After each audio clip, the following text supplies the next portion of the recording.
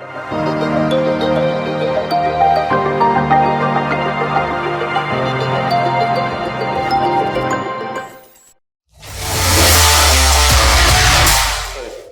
good morning, ladies and gentlemen. Good morning, KL. So I think we actually heard from CSM earlier about data sovereignty and how data is actually profiting beyond the borders of Malaysia, right? So data center that's actually built in country actually solves that problem. We actually maintain the data sovereignty that we have. Today, the topic is actually about how sustainable are we actually going to build and plan our data center in the near future.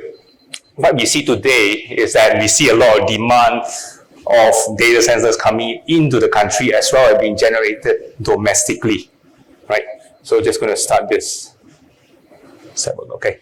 So data center, it powers what we do today and it powers the future. When was the last time, if I could actually ask, was the last time that you guys deleted a content, a photo on Facebook, Instagram, or on social media? Rarely do we do that, right? I can't remember the last time I actually deleted something from Facebook, like I've actually uploaded 10 over years ago. So data is here to stay. Unless we have implemented a data expiry, then data will continue to just die off. But because we do not have that, data will continue to grow. Therefore, that's actually giving a rise to the data center. And what we have actually seen the past 24 months, COVID, that's a big thing for the whole industry per se, right? It impacts businesses, it impacts lives, our lives. I remember during COVID, I was actually working at home. Outside of my condominium, they were actually, army setting up Budweiser, it was so hard to get in and out. You practically have to actually explain to them why you were going out to do groceries. It's crazy, right? Yeah. So it is here to stay, and therefore we continue to see data center driving the service that lies on top of it. Whether is it going to be cloud services, whether it's going to be smart services, whether is it going to actually power up the application that runs on your phone, right? So this is actually just a snapshot of what the team from TM have actually gathered based on market data, right? What we have got is we have actually seen a lot of hyperscale cloud service providers coming into country. Why? Because of the COVID, we actually realized that there is actually very little need for us to actually maintain our server room, our mini data center at the office. Do we even need offices nowadays, or do we just go forward towards a hybrid work solution? Do we actually put our workload on the cloud? So when it comes to that, cloud is here to stay, right? And that's actually the core IaaS, infrastructure as a service. And on top of that, you actually have the platform and the software as a service. So right now, we actually have service as a service. So as you actually continue to actually feed more workloads to the cloud and decom physical infrastructure at the offices, in your server rooms, in your data center, the cloud will continue to grow. And the cloud is actually very wonderful. So what happens, if you guys don't know, is that for every single cloud hyperscale player, in order to actually maintain that certain degree of service level guarantee, the high availability that comes with the cloud, the elasticity, right? They would actually be required to spin up not one, but a minimum of 2 availability zones. Availability zones are where you would have 2 footprints of similar data contained within different geographical locations. Often, it's actually not that far off due to the latency. We still want it to be active.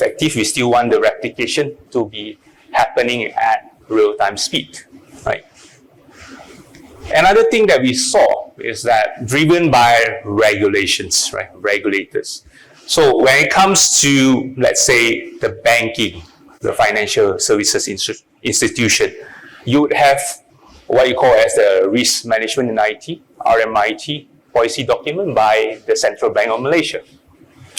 This actually advocates towards having the right infrastructure to actually power up the back-end core banking system, your mobile application and all.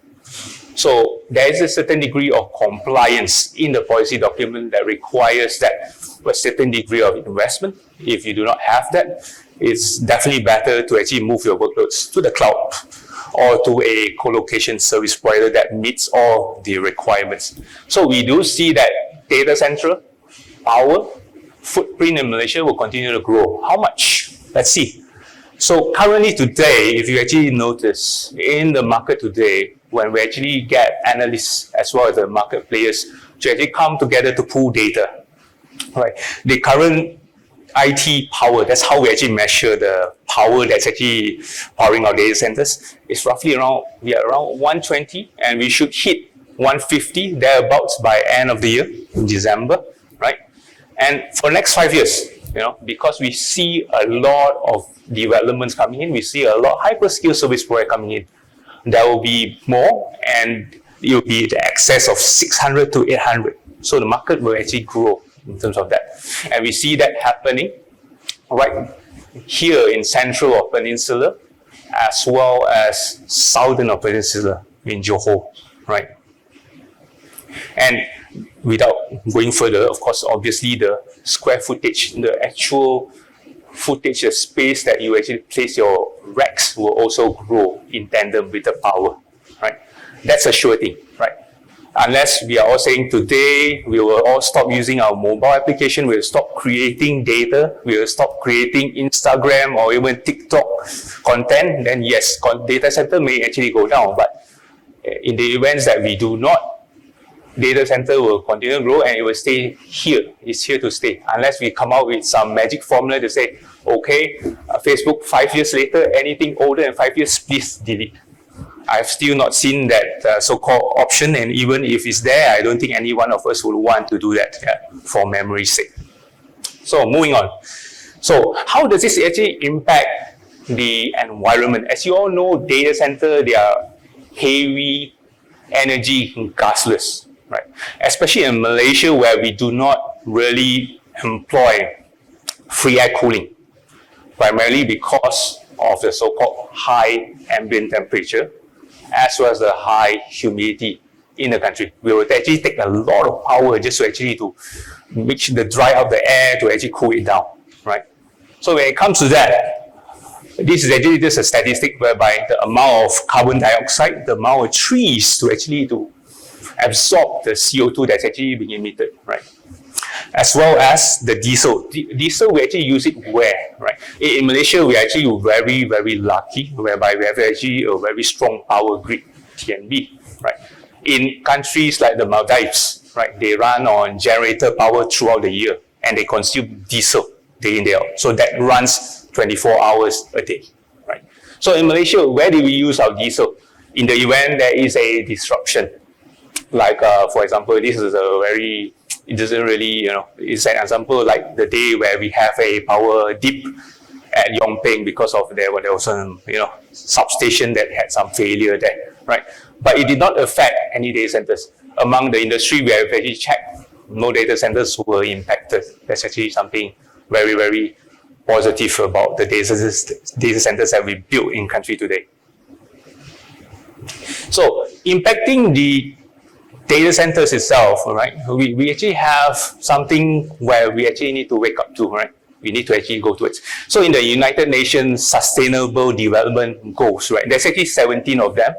Number 6 and 7 is something that we are actually working towards.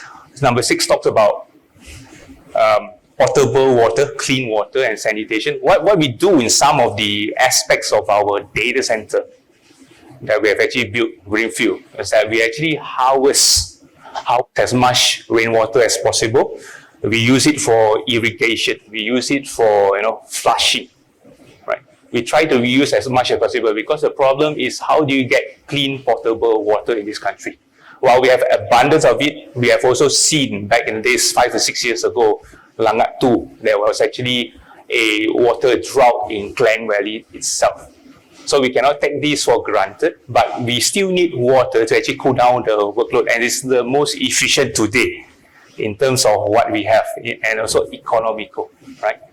And now, number 7 talks about energy, right?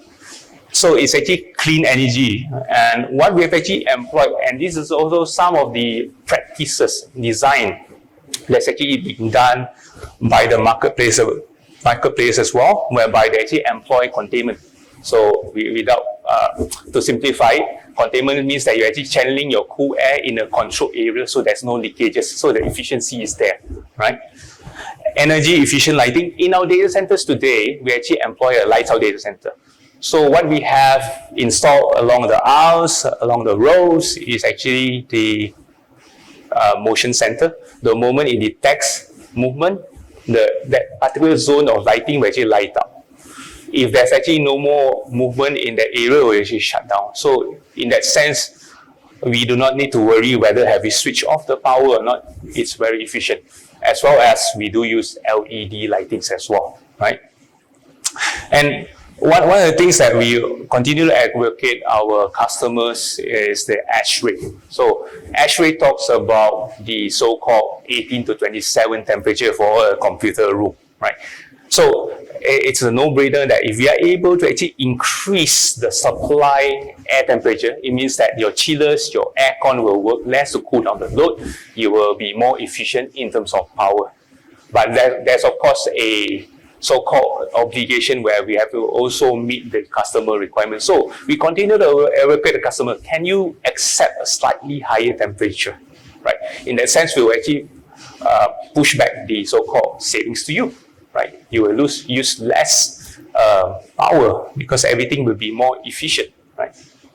And I've actually already talked about reusing rainwater. So we do see in the newspapers whereby there is sometimes a lack of water, and sometimes we have too much water causing floods, right? So that's actually the beauty or the other side of things. And the lastly is that how do you actually measure all this, the temperature, the humidity?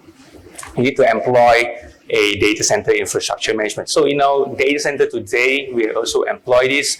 We allow our tenants to actually have access to actually log in, to actually pull their weekly, daily or monthly usage, the temperature readings, to actually form trends. So they would know, okay, is there a hotspot there? Is there something I need to do? And so on. So this is very good in terms of capacity planning. If they can plan better, we give them the insight into things like this, they would actually be able to make things more efficient at the rack level.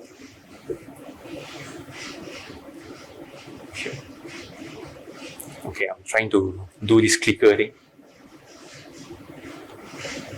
Okay, all right. So, one of the ways that we have actually done as a group, Telecom Malaysia Group, early this year you may have seen in the newspaper, we have also bought green renewable energy for data centers. Why? Because we actually wanted to actually advocate this. We wanted to actually show that this is actually our first step into being green, right? And this is not the last thing that we will do. This is just a start. There will be other items that we will be doing. So that we do have our sustainability goal as a group as well. I will actually cover that later. So sustainability goal by 2050. 2050, we will be a net zero carbon emission company. Whether data centers, whether our telecom towers, our exchanges, our offices, even towards the supply chain of our materials, we will ensure that our vendors are able to also comply to that requirement, right? So for every kilowatt or megawatt of power that you actually reside in our data center, we will make sure that it's actually green or it's renewable. And therefore, we are able to actually reduce the usage of fossil fuel in this country. It is actually a momentous occasion and task as well. It's not easy to actually do that, because when we actually interacted with customer, we try to actually push through the awareness, because today, if you actually go around and ask, solar energy, is it cheaper than fossil fuel? The answer is still no. We will have to come to a time where we will have to actually have to balance economically whether how best to actually achieve it, right? Without actually increasing the cost of the business in totality, right? So by just to actually recap back, so 2030, we will actually be hitting a target of 45% as a group level for Telecom Malaysia, right? So other than just buying clean renewable energy, because we'll be very clear and upfront, we do not have that breadth and scope to actually to build few hundred acres of LSS, large solar farms, right? So it's actually better to actually give it to someone who has that as a core business, so that they can actually worry about how to get the highest irradiance, right? Irradiance for solar panel is actually very important. So the higher up north peninsula you go, the higher the irradiance will be. So it means that it's more efficient in capturing the 3 or 4 hours of pure sunlight per day, right? Provided it's not a rainy day, right? And in the future, we are also thinking about exploring how we can actually go for gas turbine generated power as well as fuel cell. That's the new thing that we will be coming. And next year as well, we do see a lot of so-called solutions in the market, requirements from the customers asking us, hey, can you actually look into immersive cooling, whereby they are able to have specialized hardware, servers, networks, equipments that can be actually immersed in the liquid, right? So that would actually improve what we call as the power usage effectiveness. That would mean that we would actually use less power to power up a 1 kilowatt equipment. That would mean that we can actually be able to actually balance the amount of data center workloads that's actually being actually driven into this country as well. So the last thing I want to actually talk about is that our practices in terms of reducing, it starts from the inception phase, the planning stage of our data center. If you visit our data centers today, you will notice that they are built to meet Green Building Index certification. That's actually the Malaysian version. And we also advocate ourselves to actually go one step beyond, and we actually go for LEED. That's actually the equivalent to the GBI, but it's actually from the US. So we actually have 2 green certificates. And this talks about how we actually build up the data center from ground up, the materials that we use, the processes that we use. So that's the start. And then we actually employ in the technology. How do we actually harvest rainwater? How do we use it? Because rainwater, if we actually collect it together, there will be a lot of dust and grime in it. How do we actually purify it to a certain level that we can actually use it back again? And the purification should not take too much of energy as well, else it will not be that energy efficient again, right? And with all this, we actually optimize our operation costs, right?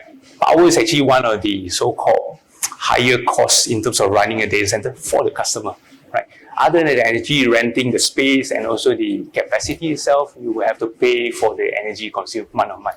So hey, if we can actually reduce the overall power and make it more efficient, wouldn't that be great for everyone, right? And we have also been asked by a lot of customers, whether in the BFSI, in the oil and gas, how do they actually turn their so-called workloads into green? My answer is simple. It's either you follow us in our practices, where you have your own data centers, you build, you design it ground up, you build it, you construct it well, you operate it, and you comply to ISO standard like 50001 to make sure your processes, your policy procedure is spot on. Or if it's all too much of a hassle, it's not your core business, just come to us. Let's share. And if really we have the right facility for you, maybe let's see how to actually go forward, right? So that's all I have today. Thank you so much for spending time with me. All right, thank you very much, Mr. Teck. And thank you.